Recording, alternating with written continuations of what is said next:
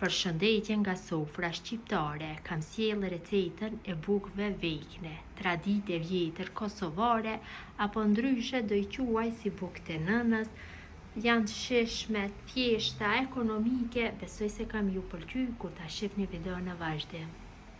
Filloj me përgatitje. Në fillim morim një ejnë të madhe dhe në të shtuj milli. Unë këtu kam 800 gram mill, jam duke përgatitur në një tepsim me numër 50. Shtoj një lugë gjelle me sheqer tek milli, një lugë gjelle me krip. Shtoj një majë buke të freskëta, një katrore 40 gramësh, e coptoj kështu. Vërtet, këta bukë dalin shumë të mira. Është një recetë e vjetër, cilën na me përgatitke kur ishim ne fëmijë. Shtoj një filxhan me vaj. Shtojna një gotë me qumsht. Qumshti duhet të jetë i vakët, gota 200 ml. Pra dalin të mira të buta njëjtë sikur në përfurat e Kosovës që janë ato qiplet natë shije dalin. Dhe për formimin e brumit në nevojitet ujë i vakët. Uji duhet jetë i vakët aq sa ta duroj gishtat e dorës, ta duroj pëllëmba e dorës dhe direkt fillojnë që brumin ta punojnë me dorë. Masat e ujit asnjëherë s'dihen pikse, e punojnë kështu, duhet na del një brum i butë, jo shumë i trash. Më të mira do dalin bukët nëse ja bëjmë brumin pak më të butë. Tash vetëm se punojnë brumin mirë, ngjeshën dikon, derisa brumi të largohet nga dora dhe më pas ngjeshën dikon dhe për 5 minuta. Sekreti ndodhet tek ngjeshja. Shtojmë kështu dhe punojmë.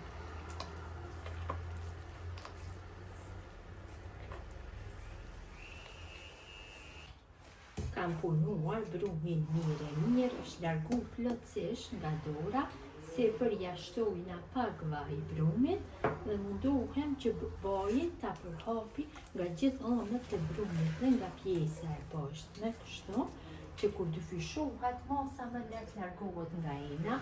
Enës ku ndodhet brumi ja vendosim kapakun dhe lajm në ambient rrodhome që brumi të dyfishohet për 1 orë. Brumi është dyfishuar mjaftueshëm, ka dalë shumë i mirë, ndahet fije si që vëreni. Ja, pra shumë i mirë. Largohet lehtë nga ena pasi kam lyj pjesët e brumit nga gjitha anët me vaj. Kaloj në tavolinë punës, hedhin miell në tavolinë dhe kaloj brumin. Tash brumin pak e rrokollisim tek milli. E japim një formë të lëmuar. Ju mund të përgatisni më shumë, më pak, varet. Për mua kjo është mjaftueshëm, dhe tepsi nga ky brum deri numër 55 dhe brumin e ndaj në 15 pjesë të barabarta. Secilën pjesë munduhem që ta bëj të njëjtë. Unë jam duke munduar që ti përgatis ashtu si që përgatitke nëna ime. Besoj se do të ndalin të ngjashme, mirëpo shihen buka e nënës e ka ndryshe. Kështu gjithë brumin e ndaj në pjesë të vogla.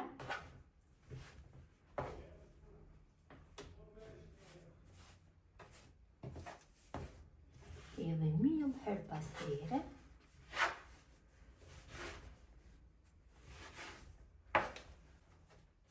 Tash secilën pjesë të brumit e rrokollis kështu në miell duke ja dhënë formën e një kulaçi.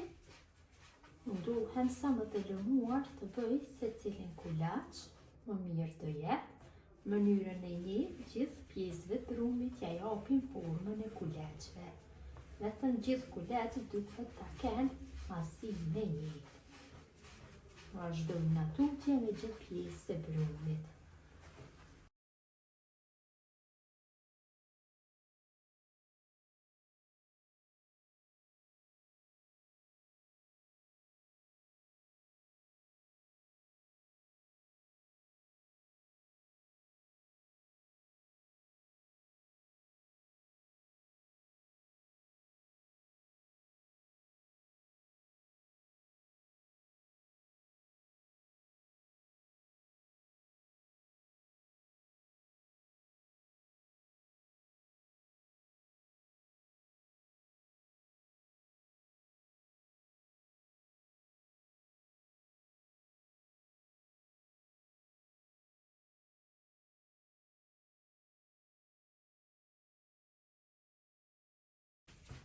Ju kam dhënë formën gjithë kuleçve. Tash marr kulaçin e parë dhe filloj që të bëj hapjen. Hapjen e bëni kështu me anë të shkopit. Mirë po mundohuni që t'ja jepni formën e zgjatur dhe të bëni rrokollisjen pothuaj si në formë të kifleve. Kështu, dikon në një masi rreth 20-25 cm bëni hapjen.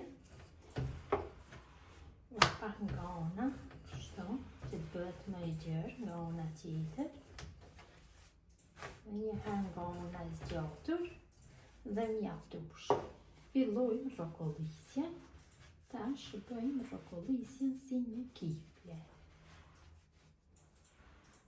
Vërtet dalin shumë të mira si në përfurrat e bukës.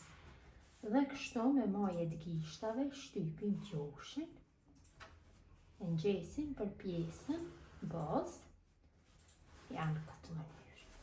Mënyrën e njëjtë vazhdojnë atutje me hapjen e gjithë kuleçve. Në masi të njëjtë mundohem që të bëj hapjen.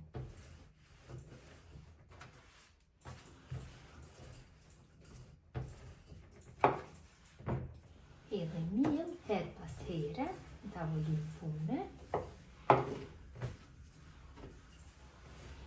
Bëhen buta si pambuku, vërtet ja vlen me provu këtë recetë të bukëve dhe ju kthej në nostalgji, e sidomos gjithë ju motra që jetoni në Evropë. Ndryshe në Kosovë i thojnë si bukë vepshe. Tash bëjmë rrokollisje. Shpejta, thjeshta dhe të shishme. Ngjesim kështu qoshët. Dhe kthejmë pak në formë të një gjysmëhane. Vazhdojnë atutje në mënyrën e njëjtë.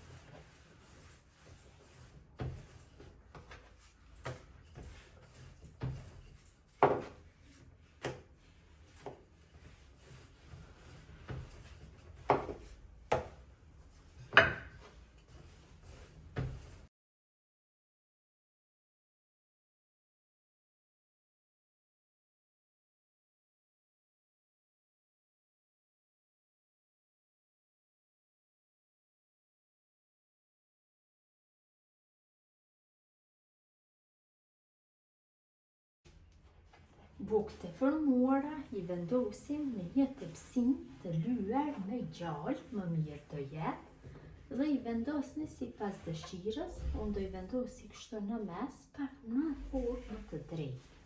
Kurse nga ansorët do i kthej në forma tjerta. Vazhdojnë atutje në mënyrën e njëjtë. Gjithë bukët i kam vendosur kështu në tepsinë dhe tash tepsinën e mbuloj me një pecetë kuzhine dhe i lëm bukë që të pushojnë dhe të dyfishohen përsëri në ambient ngrohtë të dhomës rreth 30 minutave. Pas gjysmë ore, buka është dyfishuar mjaftueshëm.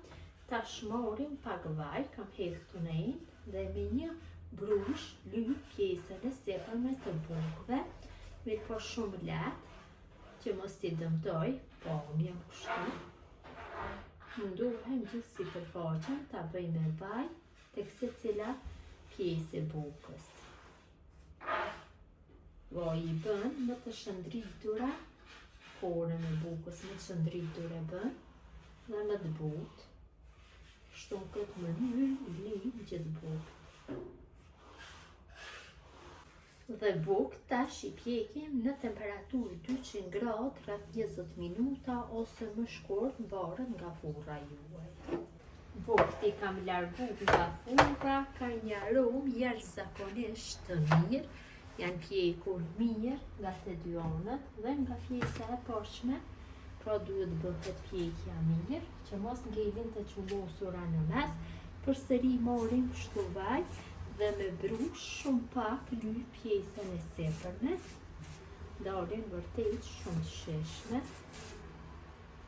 Kështu lyp të gjitha. Ju bëhet një kore pak më shkëlqem dhe zbuten. I kam lyrë nga pjesa e sipërme me vaj, ta shembuloj me një pecet, ilaçet ftohen dhe janë gati për konsumim. Bukt janë ftohur, ja largojmë pecetën e kuzhinës, ta morim ja dhe ta ndojmë, si që shihni janë të buta si pambuku, shumë ka një aromë të mirë, ta ndojmë në mes dhe t'ja shihni brendësien, vërtet ka dalë shumë e mirë kjo lloj buke. Besoj si u ka pëlqy motra dashura mënyra se si përgatis unë bukt e nënës apo bukë e ikne. Gjithë ju që i përgatisni në këtë mënyrë ju bëfshin mirë, ju faleminderit që ndoni kohë vazhdimisht për recetat e mia, jepni komente të bukura, mirëmbëjtje nga sofra shqiptare deri në recetën e radhës.